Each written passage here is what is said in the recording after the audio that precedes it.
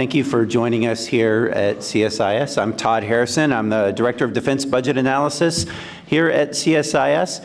And I want to welcome all of our panelists joining us today. I'll go through brief introductions, starting at the end of the table here. Richard Kogan is a Senior Fellow at the Center on Budget and Policy Priorities. I think I will say that among other skills, he is the foremost expert in Washington on the federal budget process. And so we're going to use his expertise here today on the panel to talk about that. Next down the line is Mark Kanzian, who's a senior advisor here at CSIS, and he formerly worked at OMB, worked at CAPE, a Marine. I guess you're a Marine for life. You're never a former Marine, right? And so he's going to draw from his experience working in the building and OMB to help guide us through what we might expect over the next few weeks and months. Then next, in the middle of the panel here, Mackenzie Eaglin from the American Enterprise Institute. Mackenzie and I are on so many panels together, we can finish each other's sentences. But I am going to go out of my way today, Mackenzie, to try to disagree with you about something. I don't know what it is yet. That'll be our 2017 gig. Yes, we will try to find something to disagree about. And then to my right is Andrew Hunter. He's also a senior fellow here at CSIS. He is the director of our Defense Industrial Initiatives Group and an expert on all things defense acquisitions. Formerly worked on the Hill, worked in the building, in AT&L. And so Andrew's going to help bring an industry perspective to this discussion today. And so I wanted to kick things off. You know me, I have to have a chart, right? So here's some numbers. And so I apologize to the panelists. You can't see the chart. I've already seen it. This is various plans for the defense budget over the coming years. And so this is the total national defense budget, base budget only, not including additional OCO funding, except with a couple of exceptions here. So the line on the bottom may be the most important line to consider here. That's the budget caps for defense. That is already set in law. So I love it when I hear people say that there's so much great uncertainty in the defense budget. There's actually perfect certainty. It's right there. It's already in law. So you cannot spend more. You cannot enact more budget for defense than that bottom line you see there. If you do, it will trigger a sequester. It will cut you back down to that line. So when anyone talks about spending more on defense, they got to do something with that line. They got to do something with the defense budget caps. The second line from the bottom is President Obama's budget request from last year, the PB-17 budget request, the 5-year projection that came with that. Notice it's already above the line. It's above the line by a total of $113 billion over that 5-year period. So the Obama administration is already handing over a budget plan that is in excess of what the budget caps would allow. There's a caveat, though, and that's the third line from the bottom. That's a dashed line, is that the Obama administration has been relying on OCO funding to help fund things that used to be in the base budget. They call these enduring requirements, things that would endure even once the conflicts in Iraq and Syria and Afghanistan conclude. That is the very definition of the base budget. It's the enduring part of the budget. And the Obama administration, on their way out the door, acknowledged that about half of the OCO budget, $30 billion a year, is actually being used for base budget activities. So if you presume that they are planning to continue to use $30 billion a year in OCO funding to supplement the base budget, that's what the dashed line there would look like. So that would be the effective base budget. And again, that's under the Obama administration's plan as they're leaving office. That calls for continuing to downsize the Army, some slight growth in the Navy ship count over the coming years, all of the plans that the Obama administration put forward in PB-17. Now, the orange line you see there is the PB-12 budget request. It's kind of a golden color. That's because it's the golden budget that everyone likes to talk about. Republicans like to refer to this as the Gates budget. That was the president's FY12 budget request submitted to Congress. That's What we're looking at here is the part of the 10-year projection that came out with that budget. So that's what the Gates budget would have defense at. That was the last budget submitted to Congress before the Budget Control Act was enacted.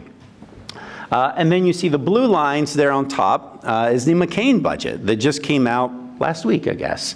I was on vacation, so I think that happened last week. So the McCain budget calls for a substantial increase in defense spending. But interestingly, the McCain budget talks about how the Obama administration's been using a lot of OCO funding for things that belong in the base budget, and we shouldn't be doing that. But if you look at the tables at the end of it, it puts in a placeholder of $60 billion a year in OCO funding, basically the same as the Obama administration has been requesting. So presumably, it keeps about $30 billion a year in base budget funding tucked away in OCO. So the dashed line on top would be the effective base budget amount in the McCain plan. So we have all of these competing plans. What's going to happen? That's the big question. The line we don't have up here yet is the Trump administration and what their budget request will be for defense in the coming years. And so we're going to attempt to pontificate on what that might be and what are some of the challenges that the Trump administration is going to face in Congress with regards to the defense budget. And so to kick things off, I want to start with Richard as our budget process expert on the panel. Tell us, what does the Trump administration have to do to get more defense spending in Congress? And in particular, what can they do about these budget caps? Thanks, Todd. Let me start by saying that the Center on Budget, where I work, is nonpartisan, but I'm not. Let me also mention that I don't know anything about the defense budget, but I do know a lot about congressional rules. Unfortunately, I helped write some of them in my previous life. How to spend more, how to fund more than the defense caps. The caps, as you know, are caps on the amount that can be appropriated, the amount of so-called budget authority or funding. And the caps, fortunately, don't really care about the spend-out rate of any particular amount of appropriation. It doesn't matter whether it spends a little faster or a little slower. What matters is how much money the Appropriations Committee provides for the defense budget, the Pentagon budget, plus associated other parts of the national defense function. Okay, we've got a statutory cap. It's left over from the Budget Control Act of 2011, which had many components, but one of which is that it set, it turns out, separate caps on the defense function and all other non-defense discretionary, that is to say annually appropriated money. And these caps are enforced by automatic across-the-board cuts known as sequestration. That's a misnomer because the money isn't sequestered, it's taken away. Sequestration is the job of the Office of Management and Budget. After the appropriations bills are done, the OMB estimates whether too much money has been appropriated, and if there's an excess, if a cap is breached, it makes an across-the-board cut in that area, in that category, defense or non-defense discretionary, to bring you back down to the cap. So that's what we mean when we say the caps are binding. For the last 4 years, separate deals have been made in Congress to raise the caps by statute. Both of these are known as Murray-Ryan deals, or maybe Ryan-Murray deals. And in these deals, a separate piece of legislation was actually enacted that set higher caps for 2 years, said there'll be no sequestration if you're within those higher caps, and paid for or pretended to pay for most of that increase or all of that increase by making cuts in entitlements and increases in user fees and revenues, though the Republicans didn't recognize them as revenue increases, usually during the end of the 10-year period. Okay, we could do this again. Under the rules, the this sort of legislation, because it's budget process legislation, has to be reported by the House and Senate Budget Committee. If it isn't, if it's reported by some other committee or made by the leadership and brought to the floor of the House and the Senate, then there's a point of order against considering that legislation, and that point of order takes 60 votes to waive in the Senate. Okay, so that's the first 60-vote threshold. There are other ways, however, you could appropriate more money. You could, in the appropriations bill, say that the caps are raised. But this is an appropriations bill. It wasn't appropriated. It wasn't reported by the Senate Budget Committee, the House Budget Committee. Same 60-vote point of order applies. You could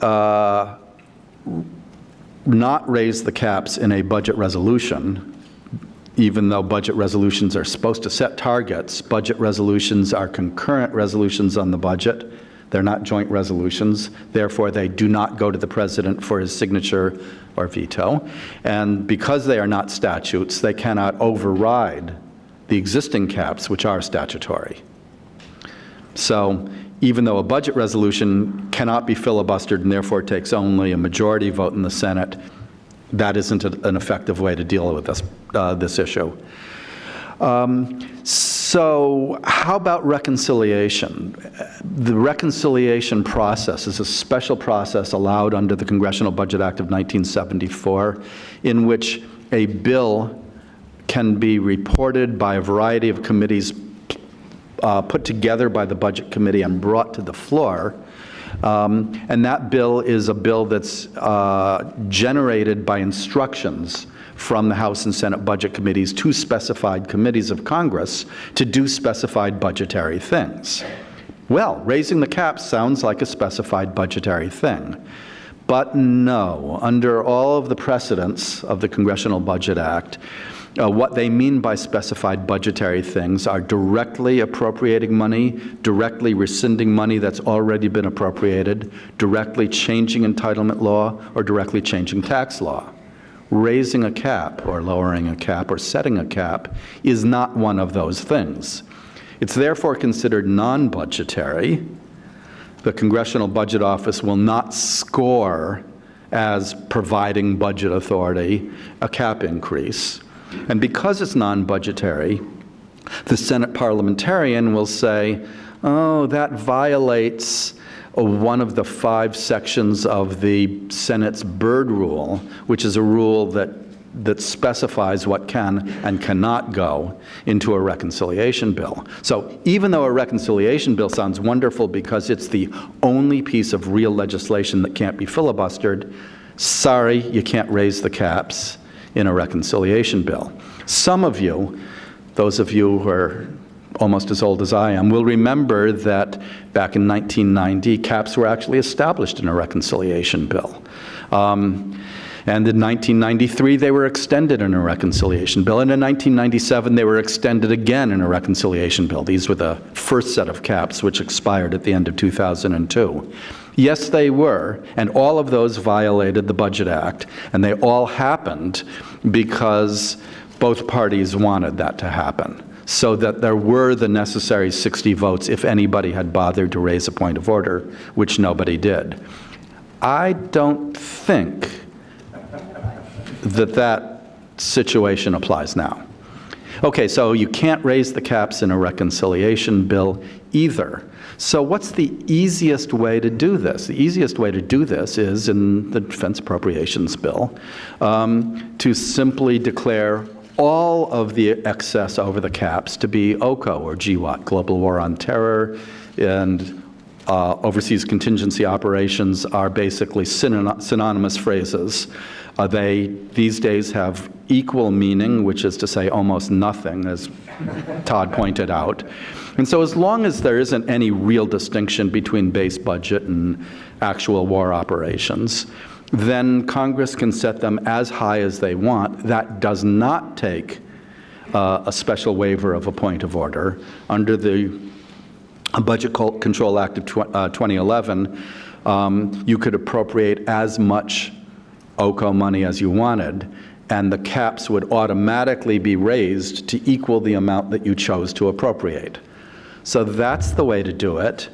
You have to do it in regular legislation. That regular legislation, could be filibustered. Okay, 60 votes. So there's no way around this that I have found to provide more money that doesn't potentially take 60 votes.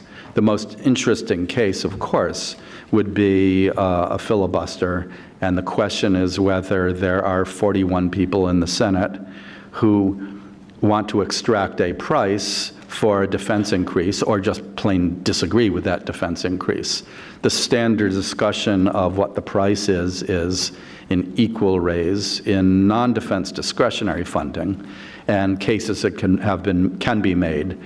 My organization makes the case from time to time that there are severe shortfalls in necessary non-defense discretionary money. The Social Security Administration has been closing offices across the country, and waiting times are getting worse and worse. If you call the IRS with a legitimate tax question about trying to fill out your taxes legitimately, they probably don't answer the phone. Their staff has been cut close to 25% over the last 4 or 5 years. So cases can be made to do this. I have no idea about how the politics of this are actually going to work out. All I can say is that these are the different ways that you can find yourself in a 60-vote environment to get more money for defense. All right, so bottom line, you're going to need 60 votes to change these budget caps, and any one senator could raise a point of order and stop the reconciliation process from being used to raise the budget caps.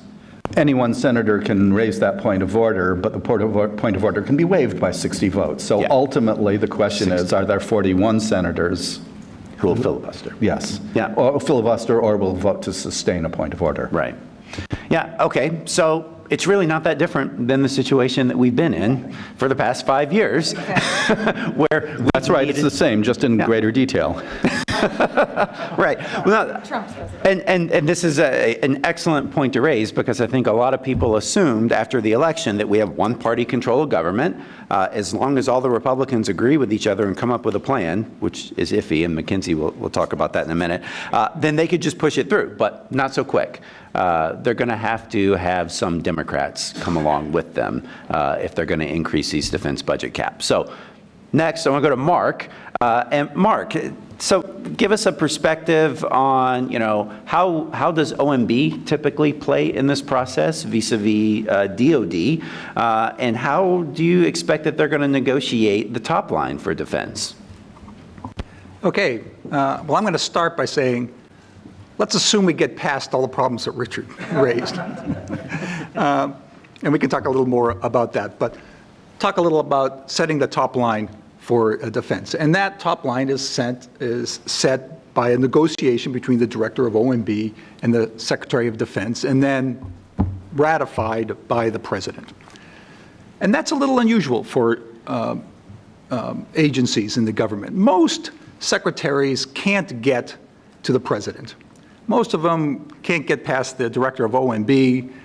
If they get past that, they won't get past the chief of staff.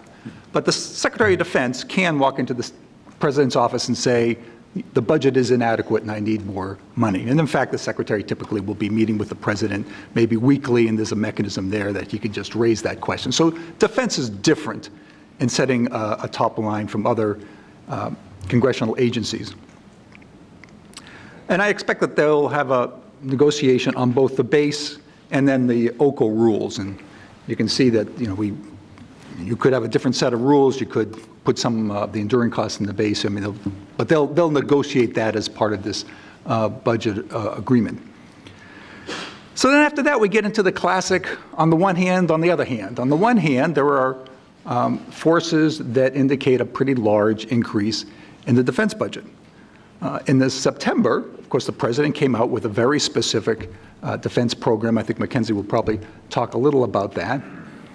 And then it's been sort of reinforced or supported in subsequent statements, including one that came out just a couple of days ago. It doesn't have the specificity, but it still talks about rebuilding our defenses.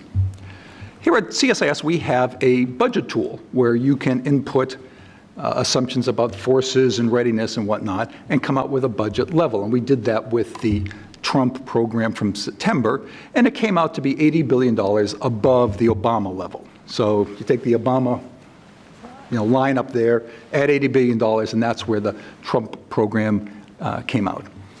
And that's when fully implemented. That wouldn't be 18, but that would take, say, the 5-year period, the fit up through 2022. And that includes everything. I mean, that's increase in readiness, that's the training for the additional troops, it's paying the additional troops, it's the modernization that goes with that, and the modernization that Trump indicated that he would advocate. It's a little less than McCain, because McCain doesn't go quite up as high on the force structure side, but he has a lot more modernization and some new modernization initiatives, and that's why he comes up even higher. On the other hand, you have some forces that would indicate maybe constraints on this increase. The first one, of course, is Mulvaney and the deficit hawks. Now, Congressman Mulvaney, who's been nominated to be head of OMB, the director, is the chief deficit hawk. He has been very outspoken about the need to restrain spending. He's been quite clear that he's willing to cut defense spending in order to get caps on all spending. He talked about eliminating OCO. So one would expect that he will be pushing very hard to keep the deficit down, particularly if you have to do what Richard indicated, which is you might have to make a deal for additional domestic spending to get defense spending. Mulvaney would be arguing to keep that number low. You also, building on that, have competition with other Trump initiatives like tax cuts and infrastructure spending. He's talked about increasing infrastructure, and there are different ways you could do it. You could do a public-private and maybe not have so much government money, but those are likely to be both quite expensive and compete with defense for resources. And then finally, you have management efficiencies. Trump indicated that he thought that there was a lot of waste in defense, and that therefore some of this increase could be funded by offsets from within the defense. There really is no such thing as a management efficiency, however. And by that I mean, Richard's smiling, and by that I mean a cut where you reduce the inputs, but you get the same outputs. Really, when people talk about management efficiencies, they're talking about cutting what they believe are lower priority programs. There was the infamous $125 billion that you may have heard about. The Post had a story about that. I got so wound up about it, I woke up at 5 o'clock in the morning and wrote a response, which is on the CSIS website, if you care to look at it. I mean, but they do what many people do, which is they argue that there's a lot of potential duplication and waste, and then they take a percentage of the defense budget and say, if you could save that much money, that would mount up to $125 billion over 5 years, and don't really have any specifics. And if you wanted to look at management efficiencies, I mean, there are a couple of places you could look. I mean, the obvious one is base closure, BRAC. DOD argues that there's a need there. There's a clear process for producing a proposal. There's a track record of savings there. And that's the easy one. And the Congress, of course, has turned that down 4 years running. After that, you get into really hard things. And my favorite example is the DOD school system, the domestic school system, not the overseas school system. And we could talk about that, but basically, many people have argued that it's outlived its original purposes and that you could send DOD's kids to the local schools, but there's a very strong advocacy group that wants to keep those schools going. The bottom line on management efficiencies is that, yes, you can get some savings there, but you have to invest some political capital. And administrations have typically not been willing to do that because they have a lot of other places they'd rather spend that capital. The good news for all of you is that we are going to be doing a survey about what's going to happen to the defense budget. And you will all have an opportunity to participate and apply your knowledge and judgment. It'll go live at about noon, and we'll be sending out an email to everyone on our CSIS list, and if you don't get an email, you can come to our website. There are 3 questions one about the defense budget, what level you think it's going to be, what do you think is going to happen with OCO, and then when do you think that they'll publish a 5-year top line for defense. And the winner gets lunch with the CSIS staff. So give you a little incentive there to enter. Punishment. And with that, I'll turn it over to Mackenzie. Yeah, and so thank you for that, Mark. And so now, Mackenzie, I wanted you to weigh in as a conservative Republican. How are Republicans viewing this on the Hill? What are their defense priorities? And this McCain budget that came out, how do you think that's going to affect the debate about the defense budget on the Hill? Well, thanks for having me over today to join you guys. There's an energy on Capitol Hill that has been non-existent for a long time, and I mean truly a long time, maybe 6 to 8 years in the Republican Party. And when you speak to members, they will tell you that they are highly motivated and thrilled at the prospect of one-party control of these 2 branches. And of course, that has all of those happy expectations have yet to meet reality of the challenge of governing in that case, and for all of the reasons that were laid out earlier by Richard in particular. There's a great desire to be bold and to do a lot and to get a lot done. And that, and again, that also will hit the unyielding tyranny of the calendar in the U.S. Senate, right? And so there are a lot of clashes coming, and I'll hopefully walk through a couple of those and we'll get to the McCain plan. And the first clash, of course, is just time available to deal with a lot of these issues, including what to do about the Budget Control Act, particularly when VP-elect Mike Pence said we're going to have an FY17 supplemental for defense passed in the first 100 days. Can't happen, won't happen. Why? Because we're operating under a CR.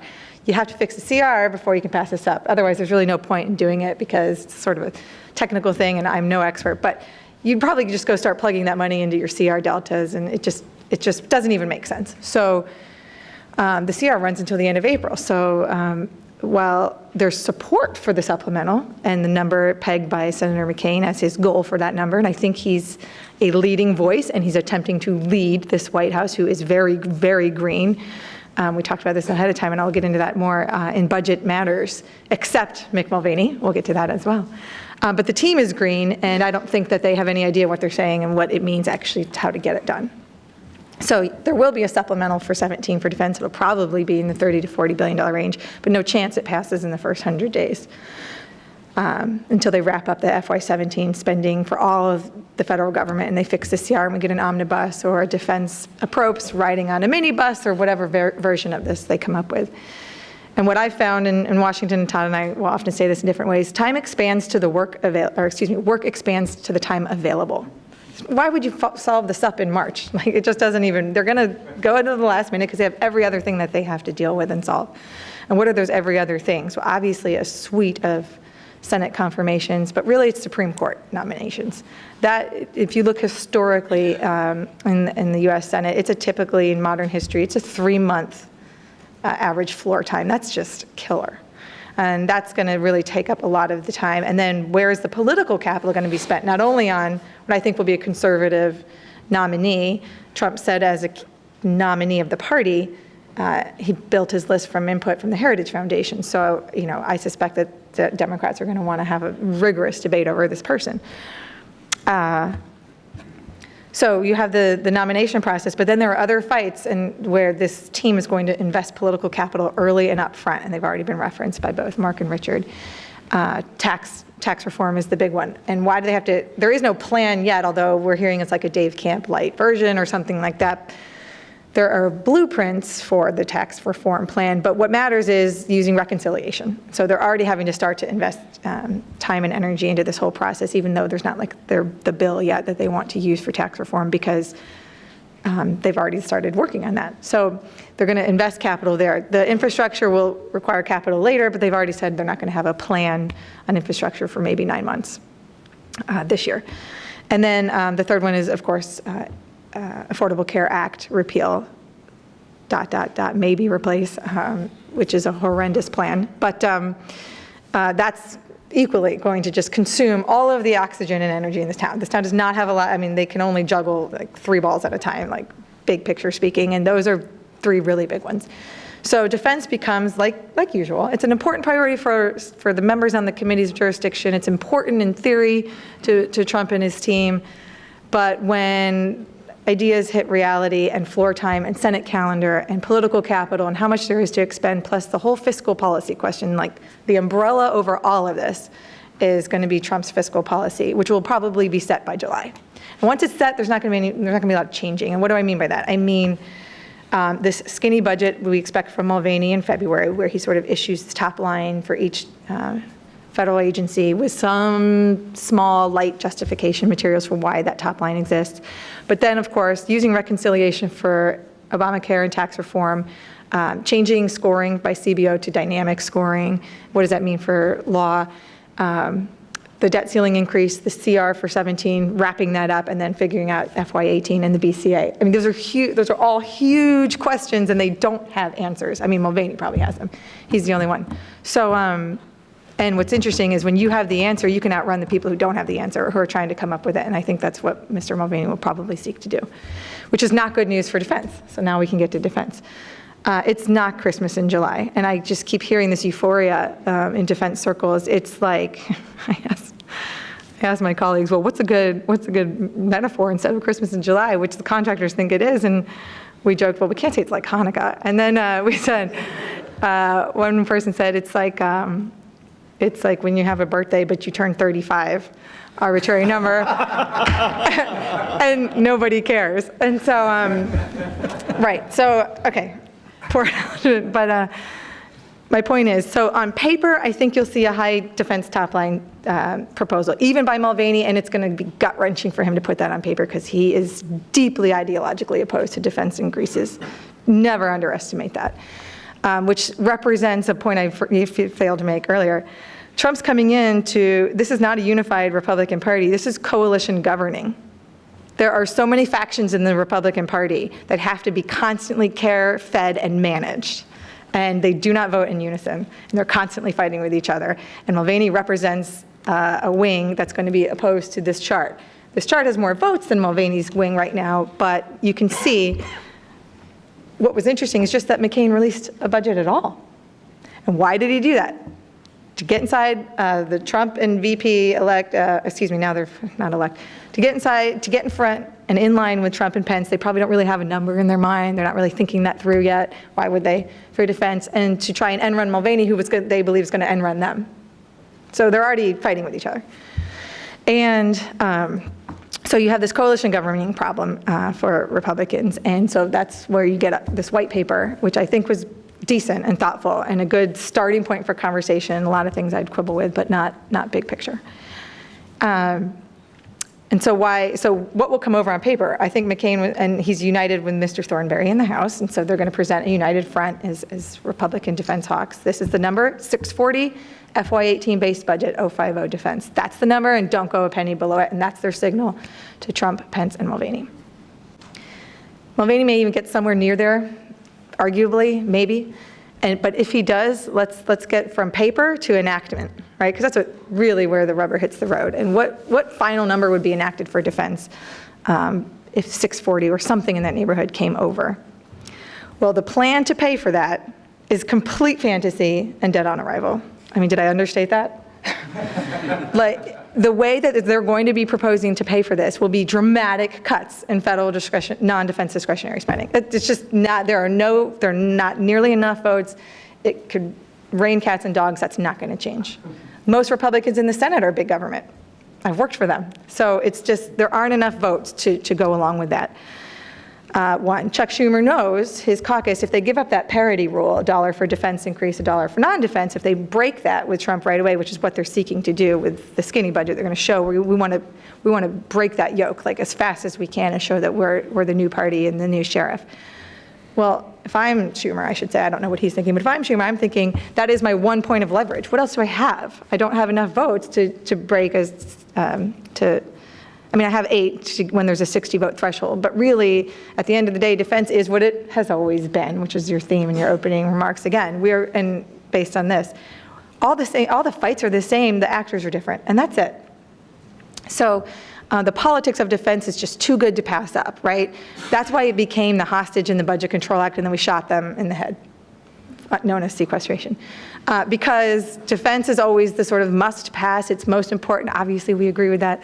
But when something's a must pass and you got to do it, well then everyone's going to try and ride that horse. So if I'm Schumer, I'm holding out until the very last minute on that fight, which means, and that fight really is going to be not a 17 wrapping up the CR omnibus. That's going to be what do we do in the 18 Budget Control Act? How do we address this? That's when that, I think, parity fight will really come up, although it'll certainly manifest itself in many other ways ahead of time. So there's going to be this big defense budget increase, presumably, on paper, and its pay for will be completely unrealistic. And it'll also have lots of pay fors from within, as Mark talked about, efficiencies and reforms, et cetera. Every time I met with the Trump team when he was the nominee and a candidate, well, first when he was a candidate, then when he's a nominee, I mean, their belief is viscerally in their gut and emotionally that there's so much waste in defense, in particular. And if they could blow up two things in Washington, the theme was constant, and you've already seen this from Trump when he was the candidate, the intelligence community and the Pentagon, in terms of the bureaucracy, obviously not what they do. So management efficiencies proposed as part of a top line, saying we assume we will yield these at some future date, is simply a top line cut. That's all that it is. And yes, you can do it, and there are things you should do anyway. But when you take the money up front, and you say, here's your budget, and it's 640, but 20 of this is efficiency savings, we're going to find them later, it's simply a top line cut. You're really now saying, I'm going to get a defense budget of 620, effectively. And ask anyone who lived through the Gates efficiencies build out, some in this room, to this day. I remember when we sat down, Todd and I, with Jamie Morin, back when he was doing, I don't know, maybe it was Air Force stuff, or now that he's at CAPE or something, and he was like, we're still tracking like the 2011 Gates efficiencies. Remember, it was 101 billion over, in some cases 5, some cases 10 years, but that was the total goal. And I mean, like, the Pentagon had could actually track physical money saved at like 150 million out of a total net savings of 100 billion, to just show you how much was saved. So this team, though, is going to go try and bang their head against that wall, as opposed to working with Congress saying we want to find these savings as we go along. They're going to demand them up front. And then thirdly, then we have the whole question of OMB rewriting the OCO rules, which they always do in the first year of any administration. Mr. Mulvaney's hobby horse of the last 2 years, since he couldn't beat back on the defense hawks in terms of just cutting the top line, he's found a new project, and that has been the slush fund known as OCO in his mind, the Overseas Contingency Operations Account. And he wants all the base money in OCO migrated back to the base budget. And so we'll also see a high defense top line, but beware how high it is, but it's really just migrated money, right? And you can say, we just grew defense by 35 billion or whatever it is, problem solved, defense is fixed, the buildup has begun, and Trump's done his job. I wouldn't put it past him. I don't think he can do that much that quickly. Senator McCain's white paper puts actually the OCO base money at 41 billion, even higher than DOD, which is probably closer to accurate. So then there's that challenge. How much migration is Mr. Mulvaney going to seek to do? And he's going to dramatically restrict what's available for OCO anyway for the services. The Air Force is already seeking to expand them. Poor Air Force. The news is not good, because they're going to come in and try and restrain what OCO is used for. But then we get back to the same argument, but it's going to be the relief valve, just like it has been in every other year. And so I can go into the McCain detailed plans, but I just want to kind of get to what does it all mean in the end? Trump starts the FY18 fiscal year under CR like everyone before him. It's just shockingly remarkable how you can just click replay over and over and over, because these questions are so big, they're so hard to answer, and while there is, as I mentioned, the numbers are good for defense, there's a unity in the party on one thing, that is to grow defense. There's no unity on how to pay for it. Yeah. So in summary, this is a big, complicated, messy political fight. It's good, but it's really not good. Yeah, and it's not just a partisan fight between Democrats and Republicans. There's a lot of fighting to go on within Republicans, within the Freedom Caucus wing, Mulvaney, parts of the Trump administration, and then the more defense hawks within the Republican Party like McCain and Thornberry. So this is going to be an interesting year. So then, Andrew, tell us, what does this mean for defense acquisitions? Trump has tweeted about some major acquisition programs during the transition period. That was as president-elect. Now he's president.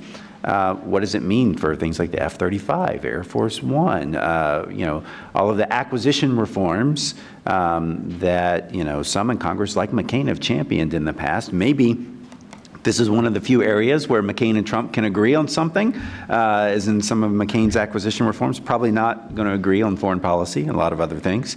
And some of the initiatives that have been going on within DOD that have been pushed by Ash Carter and Frank Kendall, like DIUX, whole innovation initiative, Strategic Capabilities Office. What is all of this, the political fight, the budget top line battle, the new administration, their priorities, what does it mean for defense acquisitions? Well, thanks, Todd. And I'm tempted to want to respond to all the great stuff that already came, but I'm going to stick to modernization. I think we'll get a chance to do some interplay later.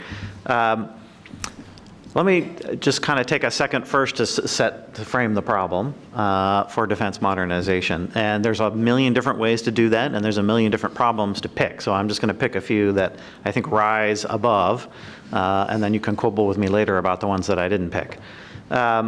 I'm going to start with the one that we've been highlighting, that also was highlighted by the outgoing Undersecretary of Defense for Acquisition, Technology, and Logistics, Frank Kendall, when he was here last week in his Swan Song event, which is what we call the trough in the weapon systems pipeline. And by that, I use the word trough because we started out with gap, but it's not nothing. There's not an absence of money, so it's not really a gap, but there is a substantial decline and a relative paucity of systems that are in development for the next generation of technologies that are going to be used by the military in 10 to 15 years from today. And that trough has grown up. It is a 6-year trough, so there's been a dip of 6 years duration in that pipeline as a result of sequestration, inflicted by sequestration, inflicted also by, we talked about the Gates budget being the gold standard, but in that same time frame, Secretary Gates canceled a number of weapon systems like Future Combat Systems and others. They may well have had deserved deaths, but nonetheless, that meant that there was an absence. There was a lack of a modernization program in that time frame, particularly acute for the Army, because the Future Combat System was never sort of solidly replaced by anything in particular as a modernization agenda for the Army going forward. Okay, combine that with, somewhat paradoxically, a modernization bow wave. So if you, and Todd has done the definitive work on this, so I'll have to credit him, but he looked at the out-year spending plans of all of the military services and determined that there is in fact a bow wave coming. And this is usually the case, as the term bow wave in fact implies, right? When a Navy ship is underway, there's always a bow wave in front of the ship, and it's always out there in front of the ship. It never, provided the ship is still moving, there's always a bow wave out there. So it's not unusual for there to be a bow wave, but it certainly tells us something about what the demand signal is for modernization funding in the future. Now, in Todd's analysis, it is almost entirely a phenomenon of the Air Force. And in fact, the Navy has made some choices, and so they've been doing a heavy cycle of buying aircraft over the last 5 to 8 years, and they're now moving to lower quantities of aircraft purchases and moving more towards purchasing ships. And it sort of balances out. Now, there's a lot of caveats to that, particularly if you want to keep building submarines at a high rate. But in general, the Navy's program is fairly balanced. The Air Force, though, in order to afford the new bomber, in order to afford large numbers of F-35s, in order to afford buying the tanker, in order to afford buying the next generation ICBM, in order to avoid buying the next generation cruise missile, and in order to afford buying the next trainer, and on and on and on, there is a bow wave for the Air Force. And so notwithstanding the fact that after F-35, there is a bit of a gap in terms of new systems in development, which the new bomber will somewhat serve to fill. there is still a bow wave out in front of us for modernization. So you've got a lack of systems in the pipeline, still a bow wave nonetheless, that we need to come up in modernization funding to meet current plans. And then just to return briefly to the Army, Todd also found, believe it or not, a bow wave in the Army's plans, which is interesting because this is despite the fact that there is very little in the Army's plans for modernization. Now, I'm being a little hard on the Army, and I want to say they're doing a lot of really good work to try and address this problem, but in terms of officially published plans, that's where we are. There's not a lot of it yet. So I think reasonable to assume that when the Army really does unify around a real modernization agenda, that relatively modest Army bow wave will become a not at all modest bow wave for the Army, somewhat akin to what we saw in the 1980s, potentially. And then there's the question that Todd raised about reform. What can you get? What efficiencies, what savings can you get in the acquisition system by reforming it? There's lots of different ways to answer that question. Some folks have said if the Pentagon just bought things without all the bureaucracy that it imposes on its contractors, you could save, occasionally you'll see numbers as high as 30%. Well, unfortunately, you can't do that and follow the law. A lot of the burdens are imposed by statute, the Truth in Negotiations Act, the Competition and Contracting Act, the whole bid protest system. These are the things that drive a lot of that time and effort and overhead. They certainly can be streamlined and reduced, and I'm an advocate of doing that. But I want to caution those who think, well, we can just save 30% on our modernization budget. You can't. And much as has already been discussed by both Mark and Mackenzie, you can plan to make those savings, but actually achieving them is far more challenging, and you're not going to get a 30% reduction out of doing that. Not to say they aren't worthwhile, and for pursuing, number one, on their own rights, and number two, because they can save some money, but it's not going to solve all of this. Okay, so then looking, with that as background, as sort of the problem set that's out there, one last piece. The unfinished work of the outgoing administration is something I'm going to call, for lack of a better term, the innovation agenda.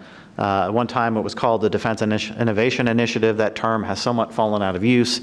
I'll just call it the innovation agenda. So beyond the bow wave plans that are essentially just recapitalizing things that we already have with slightly more modern versions of those same things, there is this question about trying to deal with autonomy, machine learning, advances in electronic warfare, cyber, all of these issues that are essentially outside, exterior to, and on top of the modernization plans that you would kind of think of as, recapitalizing the Reagan build-up force.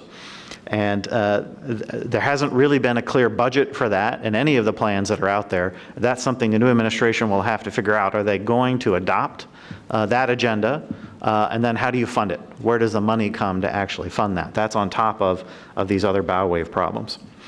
So there's a lot of demand, I guess, for modernization funding, and the question is, will it show up? Well, I think we've heard already that the overall top line growth may be more modest than some of the projections that are out there. Even with the projections that are out there, this issue of perhaps OCO is the enemy and OCO is the answer.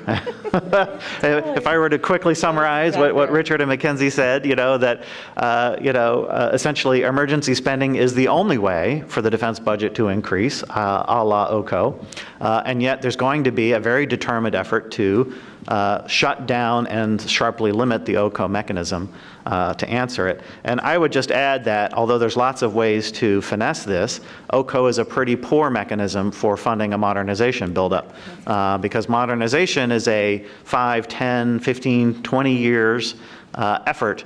And so saying, hey, we've got a little extra emergency spending this year and we have no idea if we'll get the same amount next year is not a very good way to lay out a modernization program. Now, the finesse is that you can transfer money into OCO from the base, and then put more modernization in the base. So there's ways of doing it. But again, those finesses are themselves unstable, temporary mechanisms, and you have no guarantee that they're going to be continued the next year or the year after.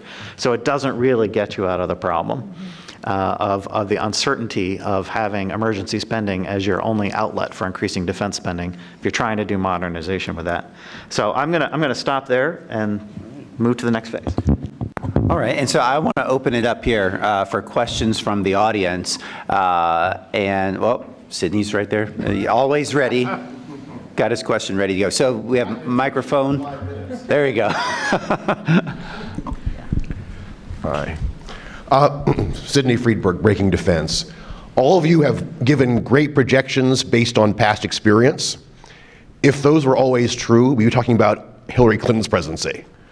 So therefore, given that this is an unprecedented president in terms of personal style, in terms of lack of government experience, what are some of the excursions from the probable scenario that you see as plausible? I'm not saying, he'll sell Alaska back to the Russians or, invite them to take over the East Coast or something like that. But, in the realm of the plausible but terrifying or exhilarating, how much money can he add? How much money could he take away if he decides the root efficiencies?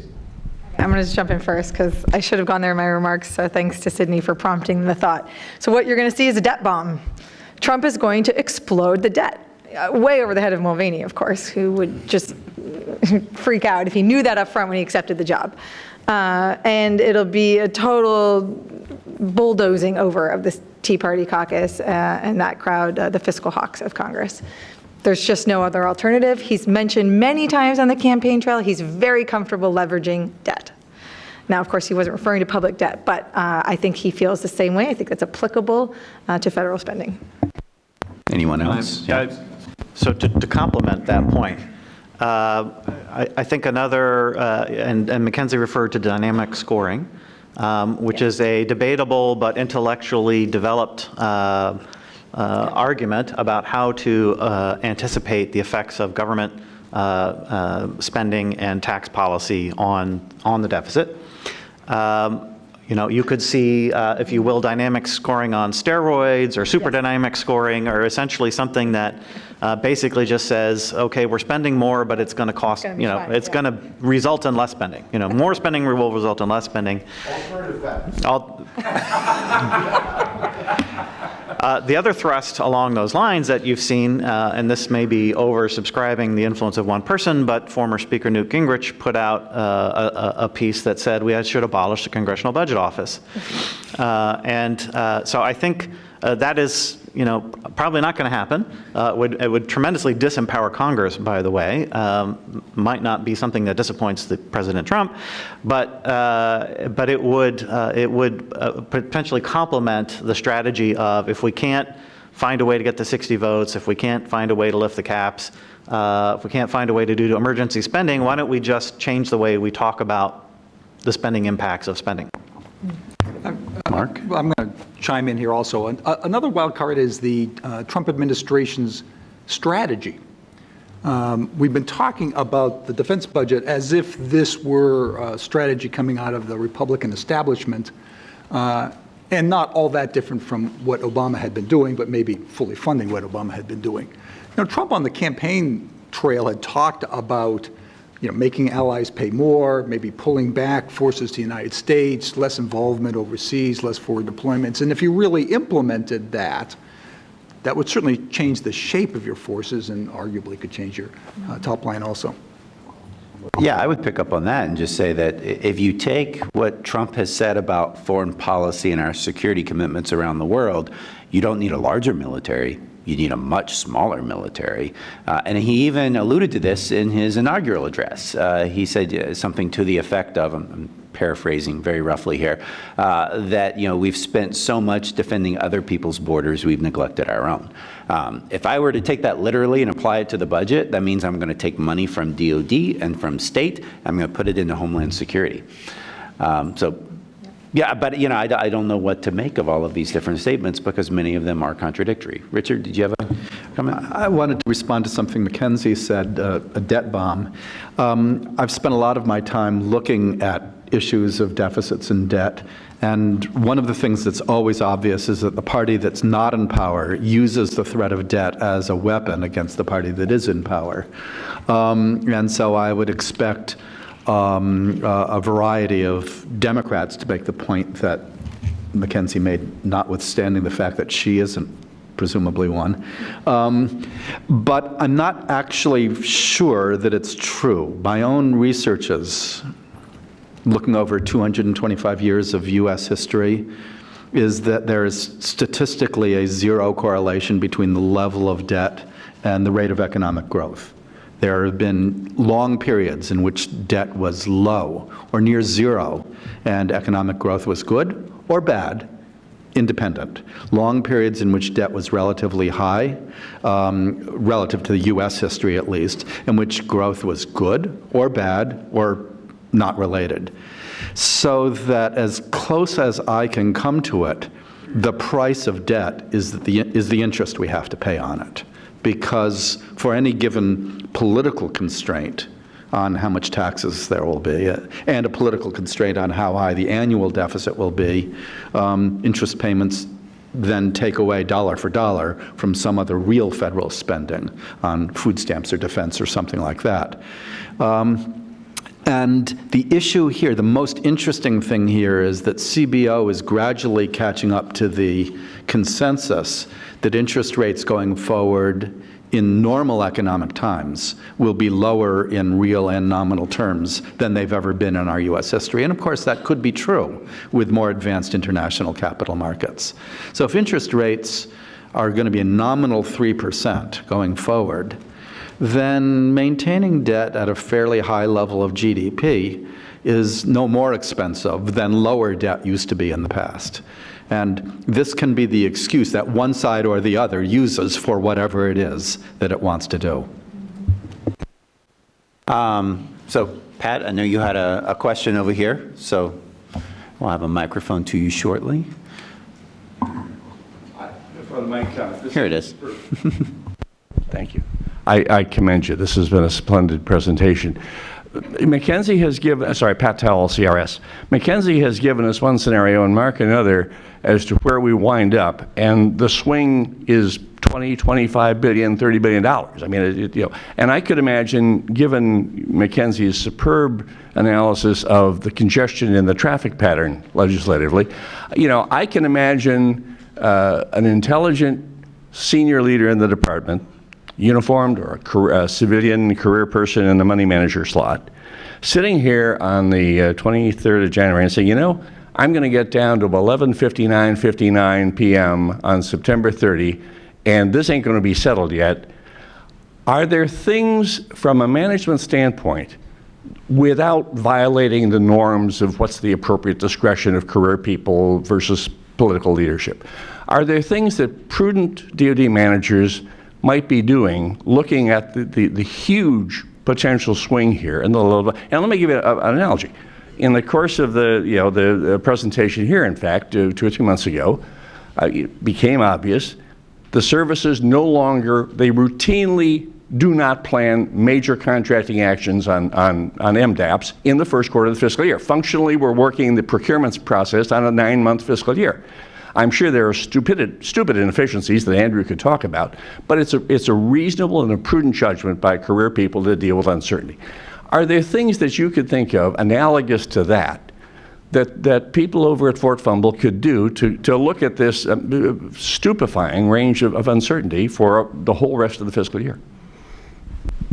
Who wants to start with that one? Mark? Yeah, my suggestion to the career staff, which I've actually made in person, since I know many of them, is to start with the Trump September program, but look at different ways that you might implement that. For example, in September, Trump said he wanted an active army, a regular army of 540,000. That's very expensive. And I don't think even the chief of staff wants to go that high. So I would say to the Army and CAPE, think about some options that would accomplish, what Trump is trying to get at, that is reducing the stress on the Army and being able to meet the requirements of the various war plans, but in different ways. Maybe you put some of that in growth into the reserves, maybe you put some of the growth into other capabilities, but get a range of options for what he's proposed so that when the new team is in place, they can make some decisions. Well, let me answer that this way, which is maybe not exactly what you're talking about. So I think the big moment of opportunity is going to be in what Mackenzie referred to as a defense supplemental. Now, of course, you got to get a budget first before you can supplement that budget. So she was exactly right about that.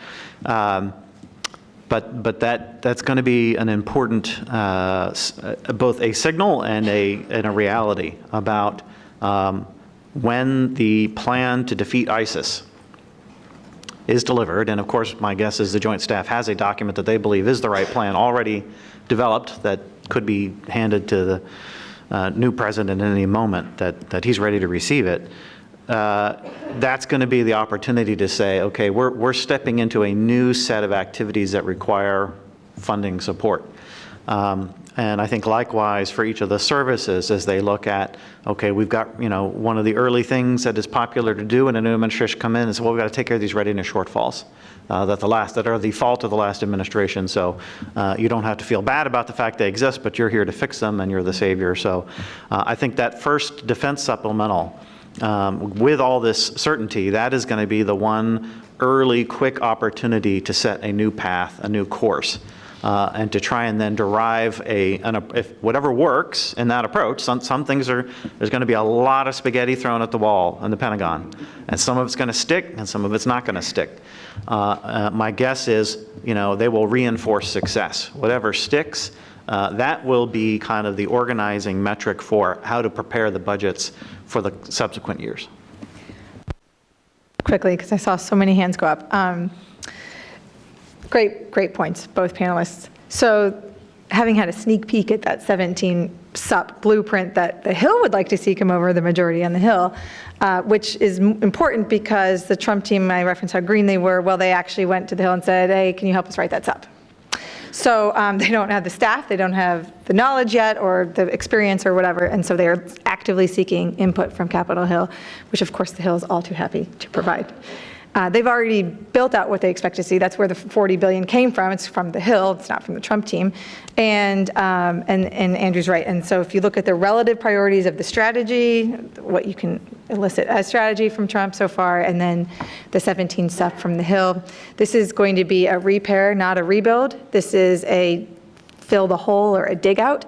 And so the emphasis is really on readiness in all different ways and forms. Contact me offline if you want more detail, and strength. And if there's a third priority, if there's enough money left over, it's to grow the Navy, and that's because that's politically good for his reelection. And my one comment I would add is my advice would be don't spend money before you've got it, because there's a lot of uncertainty out there on where this is going to happen. When FY17 finally gets set, hopefully by the end of FY17, when they finally set that number, it's probably going to call for higher end strength in the Army, maybe a little in the Navy, and a little in the Air Force. If I were the services, you want to be wise managers, I wouldn't be so quick to start increasing my end strength and start adding people to the payroll, because you're kind of stuck with them once you add them. And if you don't get the money to continue funding them in the following year like you think you might, then it's going to limit your decision space in a lot of other areas. So I would be cautious about increasing things, even if FY17 allows you to. On the other hand, I'd be very aggressive about cutting things. Once you've gotten signal from the new administration and from Congress on things that they want to see cut, I would go after that quickly and try to implement those sooner than you may have to. So cut aggressively, but be very slow and cautious on adding things, because you're going to be stuck with it and you may not have the money to pay for it in the future. All right, right up here.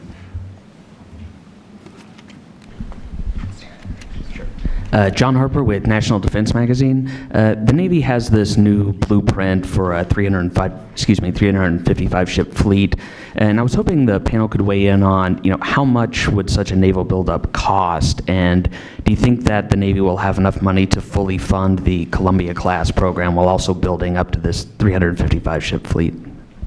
So, Mark, would you want to? Yeah.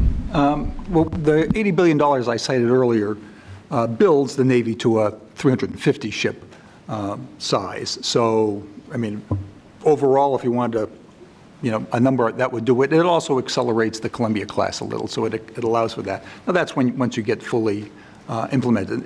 It's interesting that McCain has a different vision. He would have a different LCS frigate program, different carrier program, which is interesting. He proposes a small carrier, maybe built off of the America class. So it's a different vision, and I think you're going to see a discussion about that. The other point that is fairly obvious, but I'll make it, is that building up the Navy is going to take a long time. So you're not going to get to 355 ships anywhere, even if it's a two-term administration. We're probably not going to be at 355 at the end of 8 years. But you can lay the groundwork to get there, and no doubt that'll be a political imperative to have a long-term shipbuilding plan that shows 355 somewhere on the calendar. But depending on where on the calendar you put it, can have profound budgetary effects, tens of billions of dollars difference in terms of trying to get there, say, in 2030 versus in 2040 or 2050. And the cheapest way to increase the ship count is to just change the counting methodology to count ships that we're not currently counting. I'm not saying that's been done. Of course it has. Any other comments? All right, next question up here. Hi, thanks very much. Lee John Greco, Flight Global. Andrew, you mentioned earlier, obviously, Trump going after big programs like F-35 and Air Force One. Saw last week Marilyn Houston come out of Trump Tower saying that she was going to add 1,800 jobs to Fort Worth. My understanding is that that's something Lockheed has been working on since 2015, adding those jobs, and that it's nothing new out of discussions with Trump. So my question is Trump actually affecting any change to these major acquisition programs that he's targeting, or is the defense industry essentially just stroking his ego right now? And do you think he'll have any ability to, say, compete F-35 against Super Hornet as he's suggested in recent tweets? Well, that last part of your question is very tempting to dive into. I'm going to try and defer it to the end of my answer, but still get to it. I think it's too early to tell. So yes, it's we are 3 days after the inauguration. So I think you got to acknowledge that this is a transition that's had more impact on defense acquisition than any other I can imagine, with the possible exception of Ronald Reagan's coming in. So it's he's already had an impact, and that is unusual. Again, to have a president of the United States speaking directly to specific acquisition programs is pretty unusual until you go back to Reagan. So this is different. He is going to have an impact on defense industry and the way that it operates. What that impact is pretty hard to tell, and may be very unpredictable. What I see is essentially that the door is just open.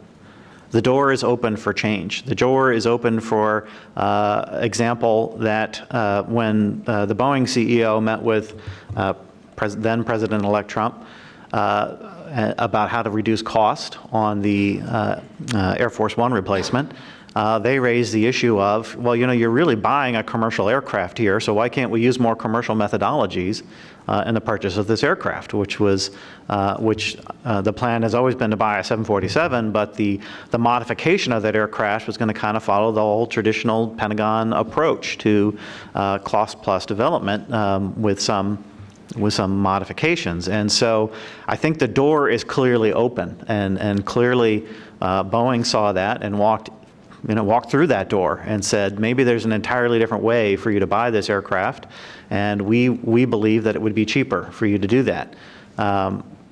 Again, open question of whether it would be cheaper. I think there's certainly opportunity there to do some smart things, but it could be very different, and not to get too down into the weeds, but also over the weekend read the rather assertive piece that the head of Pentagon Test, Mike Gilmore, wrote about, slightly unrelated, but about some criticism of the test community that came out of the Defense Business Board and he really was championing sort of the traditional way of doing test and evaluation of defense systems. Well, I don't think it's a huge secret that if you try to do a more commercial buy of presidential aircraft, one of the things you're going to do different is you're not going to test it the way that it's been tested in the past. And we saw some real fights here on the tanker program over exactly this issue of doing dual Air Force and FAA certifications. So I just see that there's going to be a very aggressive, vibrant discussion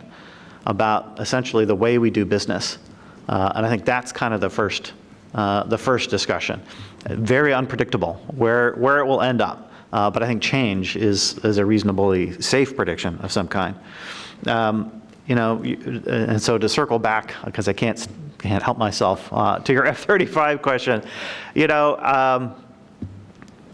the question that I had when I saw that, comparable Super Hornet is, well, what does a comparable Super Hornet look like? What does comparable mean?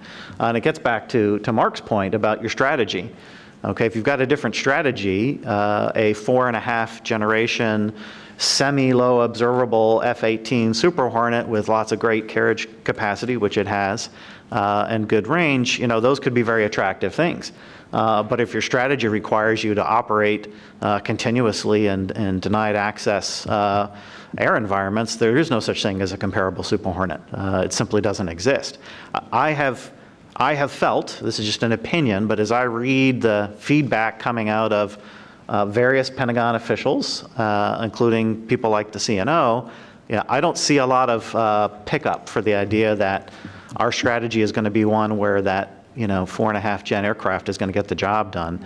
That's certainly been my personal impression. But okay, we're now 3 days in, so that could change. The strategy could change. That could drive us in a very different direction on issues like F-35 versus F-18. Is it actually possible, though, to restructure what's going on with the F-35 program and actually compete those in a way, or does it work out where maybe the Navy just keeps buying more Super Hornets or pulls up Canada and kind of plays things out? Well, one of the glories of defense acquisition, we aren't in a multi-year on F-35, so any change is possible. There's no penalty to be paid directly for changing plans. Now, there are real impacts. So if the Navy were to reduce/abandon its buy of the F-35, there will be very significant cost increases for the Air Force, the Marine Corps, and all the partners and allies who are buying the aircraft as well. I know that CAPE has done analysis with some possible futures on the basis of perhaps international partners reducing or abandoning their buys. And although there have been some changes on the international side, on the whole, it's held up very well over the last several years, somewhat to many people's surprise. But if the Navy was the person who fell off the table, that would have a very profound impact on unit cost. And I would add something on that. I'm sorry. I would just quickly, I would argue that I think the Navy has kind of competed the Super Hornet with the F-35C in the past several years, because in multiple budget requests, the Navy tried to reduce the number of F-35Cs they bought, and they tried to, keep increasing the F-18s, and, most often what Congress does is they'll just give them more of both, right? So the Navy has actually kind of tried to do this. So I think Trump was not, it's easy to say, oh, he's uninformed, doesn't know what he's talking about. The F-18 doesn't have the same capabilities as the F-35C, and all of that's true. But I think he knew that he was picking at a scab. That the Navy had pushed for this in the past, and Lockheed, if Lockheed is going to feel competitive pressure from any other aircraft, it's probably that one. Mark?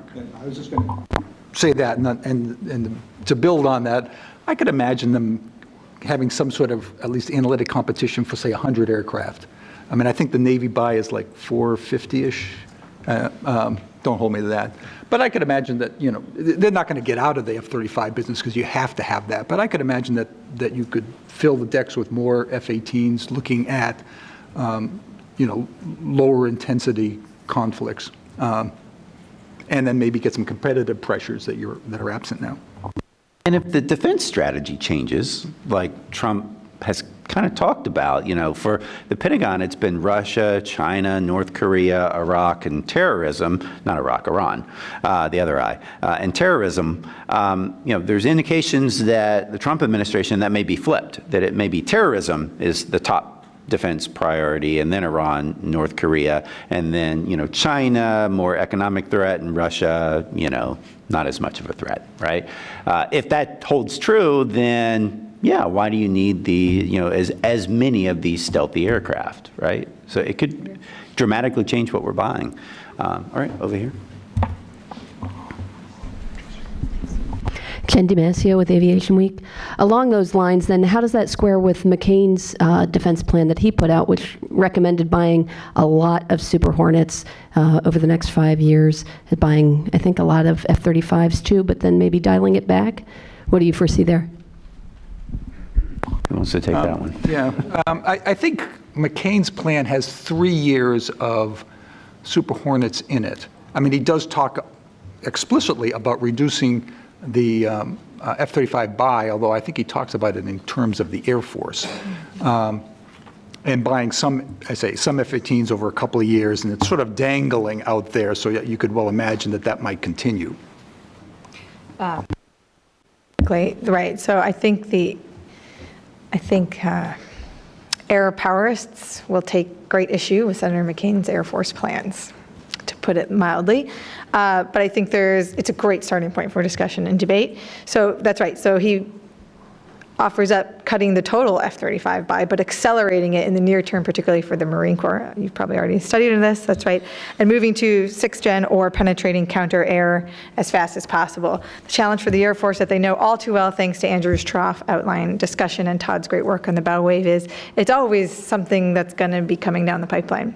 And then you're left looking like the Army after 3 generations or so of skipped modernization. So I don't know that the plan's going to have a lot of traction in the Air Force, but the Marine Corps, of course, would be all too happy to take more and faster F-35s. I think this is going to open wide that inter-service discussion where the Navy may actually put on the table and the Trump team accept fewer F-35s as well.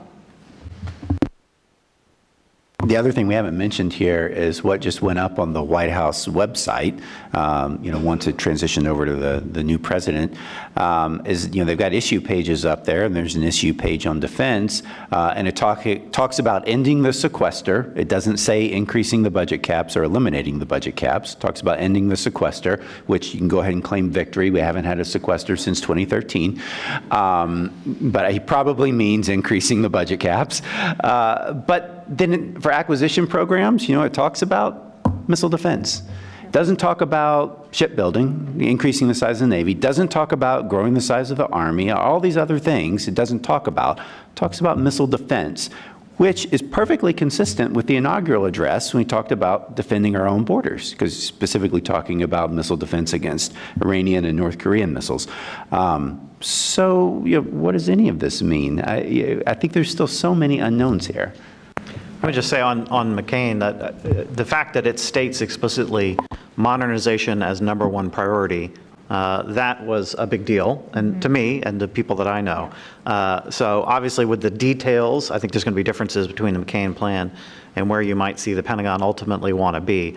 But the fact that, potentially including with the fact that modernization is the #1 priority, which it may not be when the department gets done adjudicating its issues, but from an industry perspective, to have McCain stating that is a very good sign.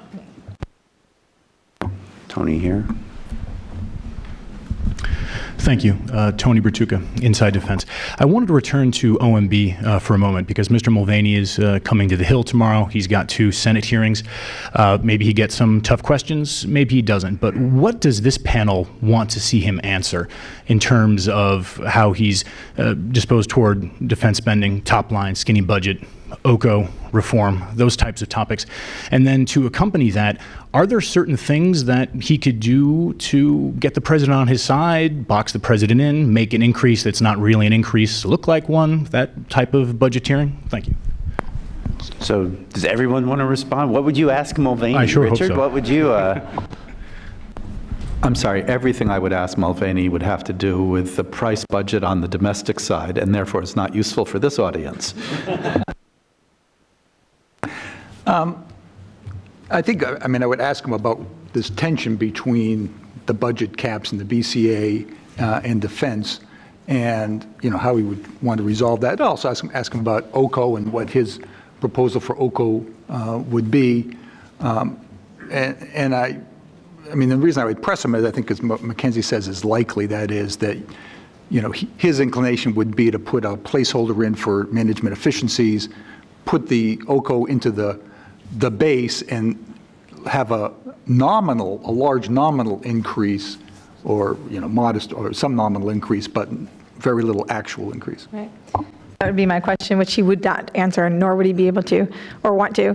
How much new and real money is coming over to the Defense Department in FY18 under Donald Trump's administration that can pass with Democratic support? I guess, you know, nomination hearings are maybe not the best place to extract real information. Fair enough. Nominees are skilled at avoiding doing that, and there's actually some justification for that, having written ungodly numbers of policy questions for people seeking confirmation at DoD during my time there. But, you know, I think the two big questions that it seems to me are policy questions that he might be able to speak to and ought to is kind of the strategy to budget connection. You know, he's had a very well-defined position on where the defense budget should be for a number of years. What's the strategy that he sees going with that, and does he intend to pursue that from his perch at OMB? And the second piece on OCO is, you know, what is OCO for? You know, I mean, he's not going to give a number for what it's going to be, nor should he as a nominee, but what is it for? You know, because this issue, OCO is where the action's going to be, right? I think that's one of the takeaways from what we've heard. It's where all, you know, defense, emergency, supplemental, OCO, GWAT, whatever you want to call it, counter ISIS fund, that's where the action's going to be. And so what is he willing to accept as a policy for what the use of emergency spending is for? Well, you stole my favorite one. I think that's exactly it. How would he modify the OCO criteria that, you know, well, Mark wrote the last version when he was at OMB. How would he modify that going forward? Because I think we would all agree that, you know, it's outdated now, right? It doesn't account for things like the European. Even Mark, we've discussed this. You would agree. European Reassurance Initiative, what's going on in Syria, it didn't account for all of these things. But then there's also this base budget question of, you know, what goes in there and what doesn't. I mean, and, you know, I would fully expect some members of the committee are going to bring up the fact that Mulvaney co-sponsored an amendment this last year to end this practice of using OCO funding for the base budget. So is he going to stick to that principle now that he's the budget director in the Trump administration? I would also want to ask him how much conversation, if any, has he had with Mattis and Flynn, you know, to try to tease out, you know, what is his thinking on defense strategy and how that should affect the defense budget, and does that align with other members of the Trump administration at, you know, cabinet level? All right, go over here.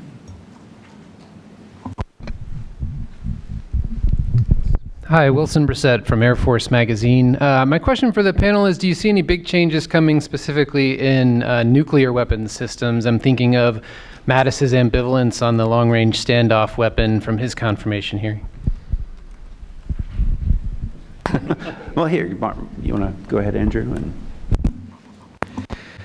Well, I didn't do my homework as well as Todd, so I haven't looked at the issue papers on the website. But I think the president-elect's, when he was president-elect, statement on the nuclear modernization were some of the more definitive things that came out of him. Now, it's not to say there isn't some wiggle room to say that we could make our nuclear forces better without a large modernization program.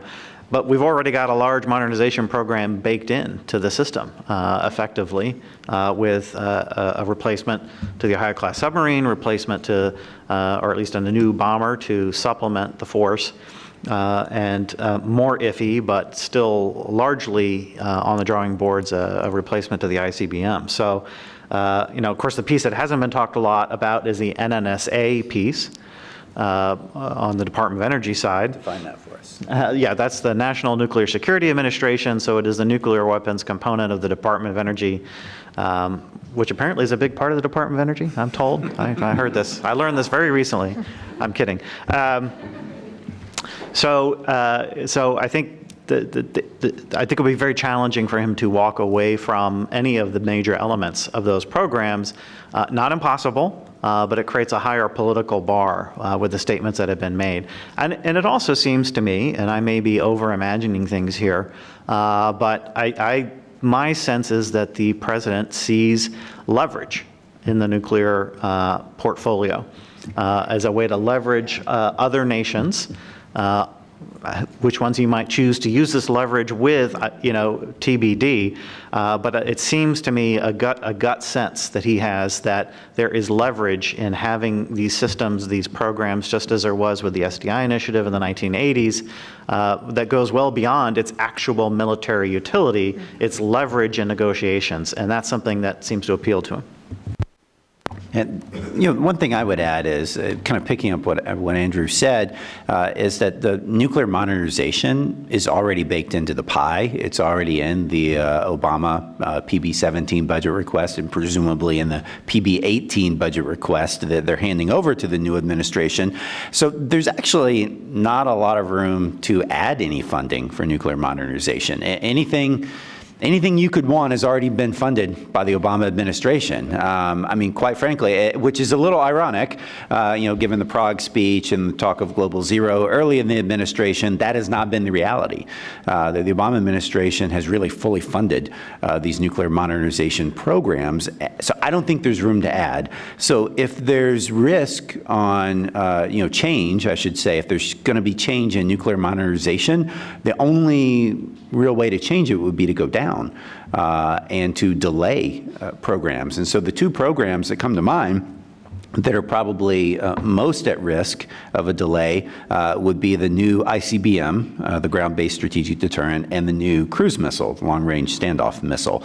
And so Mattis seemed to support the ICBM in his hearing, but was a little more iffy on the cruise missile modernization. I say those two are the most, that it could be at risk for change because right now they have RFPs out for them, requests for proposal, and they're supposed to, the Air Force is going to make a decision on those programs. The current schedule that I'm aware of is towards the end of this fiscal year.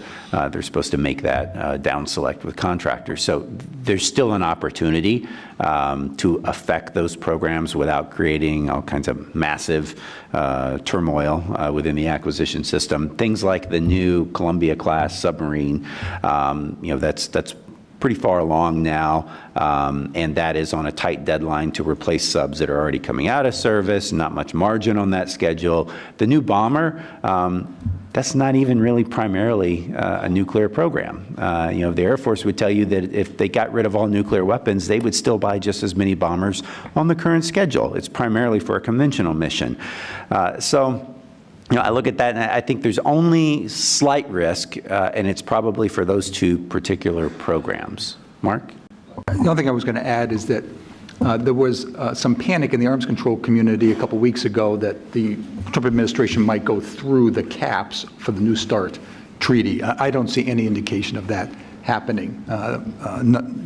All the statements so far from nominees have been supporting the New START treaty. And the Republicans and Trump didn't do the kinds of things up to now that you would need to have done, which is very different from 2000. In the 2000 campaign, the Republicans were very clear that they were going to withdraw from the ABM treaty. You don't see any of that with New START. So the discussion will be about modernization that people indicated, not about numbers. And quite frankly, I think that if this new administration may have a better chance at negotiating a New START, or whatever we'll call it, another arms reduction treaty with Russia. That they certainly have a better chance than the Clinton administration would have, because I don't think Putin would have dealt with Clinton. Quite frankly, it was more of a personality issue. But with Trump, he seems to be willing to talk to the Russians, and he's indicated that he will bring in other things like sanctions relief into that negotiation, so that may actually grease the wheels for some sort of reduction, which then could have a follow-on effect on some of these modernization programs. Other questions? I see one at the back there. Chick Feldmayer, NAMO. Would you categorize the FY18 budget as a building or bridge budget, and that we really won't see what the new administration intends to do until 19, and I'd like to get your views on that. So, you want to start, Mackenzie? I think that's fair, except they will seek to put their own stamp on several things. But I think the Republicans on Capitol Hill, which are helping shape dramatically the budget, see it as a bridge. So there's that. But there are a couple of hallmarks that we can look for. Todd's point about what the website says on the White House page on missile defense, they'll seek to obviously go in a very different direction than President Obama on that. Maybe supporting East Coast missile defense, maybe starting space-based programs, et cetera.